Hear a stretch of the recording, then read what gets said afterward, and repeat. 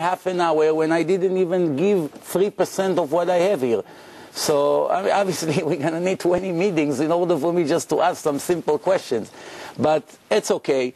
I'm going to try to ask the shorter questions because I understand what you say. All right, so the point is like this. That I'm expecting you, please, to come back to me at your convenience, not today, with the answers. How is it possible that there are 25 mistakes in a book that claim to be from God? It's impossible that God made mistake in a text. This is, we conclude that. Question number 2, if Jesus is the Son of God, who needs to waste time to prove from King David all the way to Joseph when we say Joseph is not the father? Third question is, please, that's a new one, please explain me, how do you have more than 150,000 different versions to the New Testament? You have today, if you want the source, I have it, I will give you the source. Please explain me how there are more than 150,000 different texts. Okay, that's question number 3. Question number 4, please tell me, how is it possible that in the New Testament it says that Jacob went to Egypt with 75 people when everybody agreed that the Torah say that Jacob went to Egypt with only 70 people? Okay, please write it down. I'm going to make it a little bit slower for you to make yourself the comments. So that was question number 4.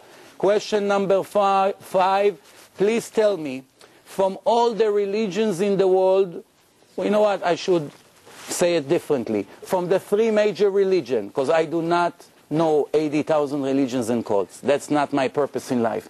But from 3 religions, Islam, Christianity, and Judaism, please show me, there's one prophecy in Christianity. Islam never gave one prophecy. It's interesting that the Muslims call Prophet Muhammad, when yet I promise you, searching the entire Quran, there's not even one prophecy in the entire Quran.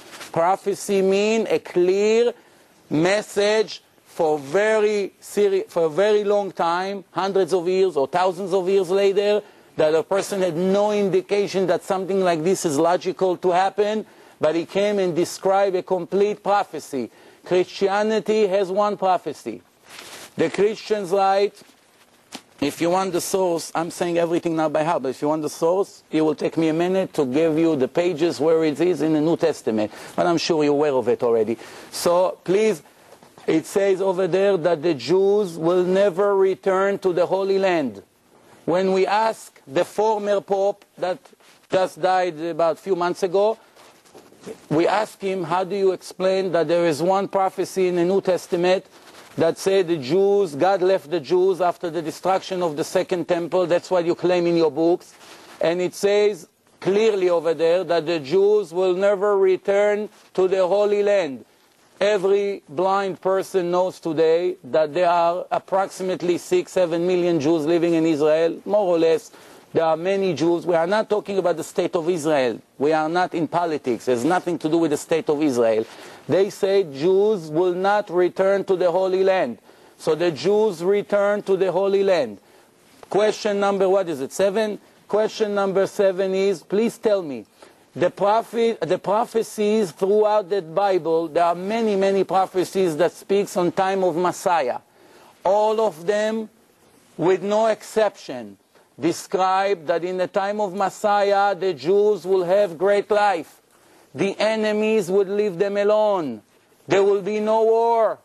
The Jews will not suffer from anyone. Nobody ever suffered. The Jews never suffer more than the time that Jesus lived, in the time of the Romans. In his lifetime, millions of Jews were dead.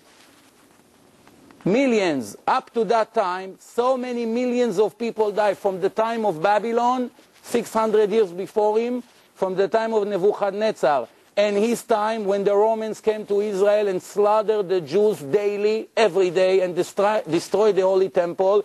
There was one of the worst time in Jewish history.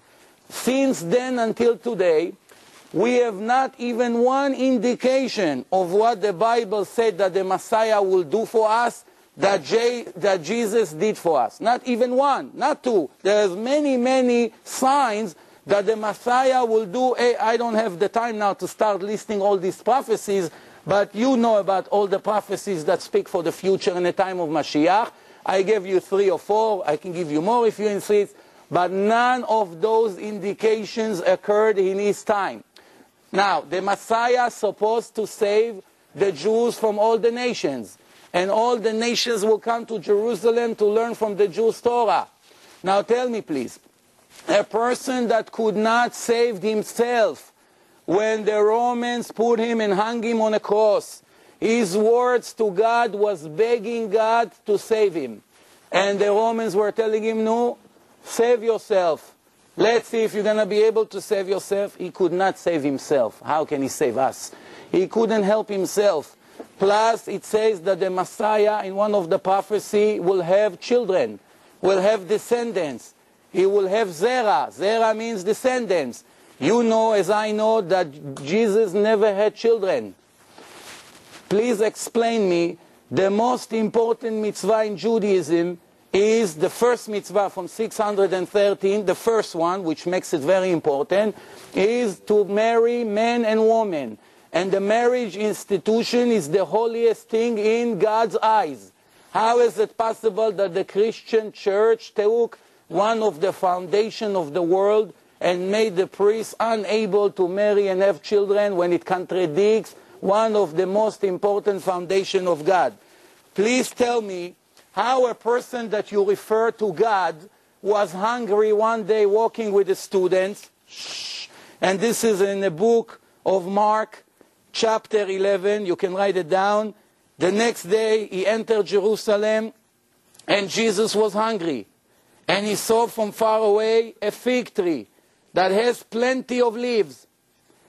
And he started to get closer to the tree. Maybe he will find some fruit to eat. He came to the tree and he found no fruit other than leaves, because it was not the proper season for the tree to give fruit. And he out of paper, by the way. Yes, and which, you know, very good. You know, there's no coincidence. So it says like this: I'm cursing. I'm glad you enjoy, but please, we are now only arguing to find the truth. We're going to shake hands, we'll stay friends. Nothing here is personal. I want to say it again. The point here, I am asking questions that if we're going to get the answer to all these questions that we ask, we have a very serious problem. Why? Because we declare always that if you find one mistake in the Torah, that's going to be the end of Judaism. One mistake, not two. And we have very many mistakes that we highlight, as some of that you heard from me. And if we're going to get the answers to all these contradictions and all these impossible things, then we are people that seeking for the truth. We're going to have to double check our future.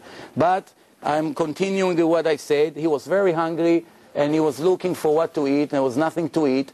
And he went close to the fig tree and he saw some leaves.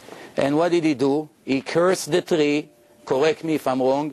He cursed the tree and says, nobody will ever eat fruit from you. Question number 1 regarding to this.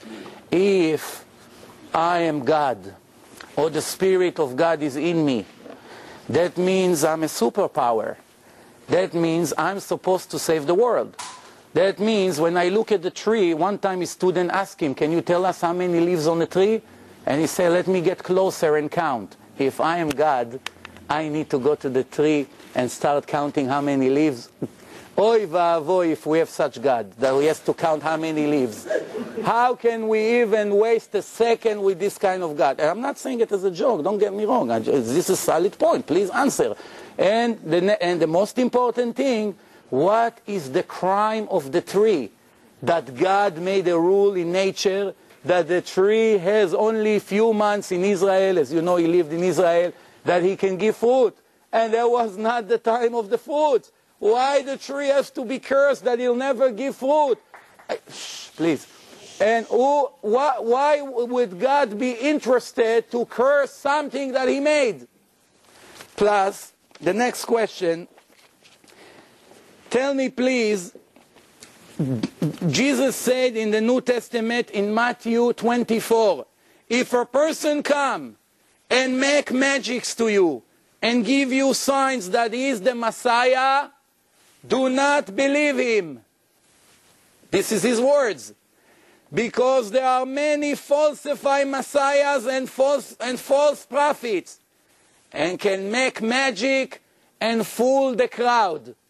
And yet, in another place in the book of Luke, chapter 7, and in John, chapter 4, his student came to him and say, how can you prove to us that we should believe in you? He say, because I'm able to do magics. You just said yourself, don't believe in people that are able to walk on water or to feed people with a loaf of bread, many people. Why? It's magics. The Egyptians used to do it, as you read in the Torah. Moses throws his cane, becomes a snake. Comes the impure Egyptians, one of the worst nations in history, the ancient Egyptians. Each one of the kids threw his cane, he became a snake. Does that mean they're God? The Torah just told you, if they are able to make magics, they are nothing, because this is the power that God put in nature, that the impure people are able to do magic. Is that an indication that he's the Messiah? For sure not. Plus, he himself admitted, don't believe people who make magics. And they ask him, how do we know you're the Messiah? Because I'm making magic. Is God making such mistakes? Such contradiction? I'm sure that is not. The next question is... Could you email me these questions? I am. No, you don't need it. You're going to have a recording. We're going to give you a recording. I have to be able to answer these questions. You want a good answer, right? Whatever you can, whatever you can answer right now, you have the time to do it. Whatever you cannot answer right now... You won't cut me off? Give us one answer. No, wait. I didn't finish. Believe me, I got to put some of the... Oops, I'm sorry. Okay, the next question. I got to bring these questions out because I don't have a problem sitting here and listening to your answer. Don't get me wrong. I have the time. And even if the crowd will leave, I'm going to still stay here to listen because I am seeking for the truth. But I told you, this is all short questions, as you see, not like the first ones. First one were very long, but I learned my lesson. No, you don't know how long the answer is going to be. Ah. Do a big exposition. No, I tell you what, I'm afraid of another 20-minute speech about one of the, and the night is over. How about my fears? How about my fears of the endless questions? You're giving me under the belt now. Okay, so I'm almost done. I'll cut some. Almost done, and then you have the microphone for yourself. The next question that I got for you is, the Torah, as you admit, is the word of God, say you should love your friend like you love yourself. And in the book of Matthew, chapter 5, he say, love your friend and hate your enemies. The Torah never say it. The Torah say the opposite.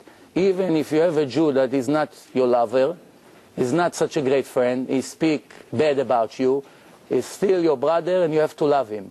Comes the book of Matthew chapter 5 and say, love your friend, but hate your enemies, contradicting the Torah clearly. It's the same God, remember. They claim that God also gave that. Comes the Torah and say, you should love your God with all your heart and all your soul and all your money.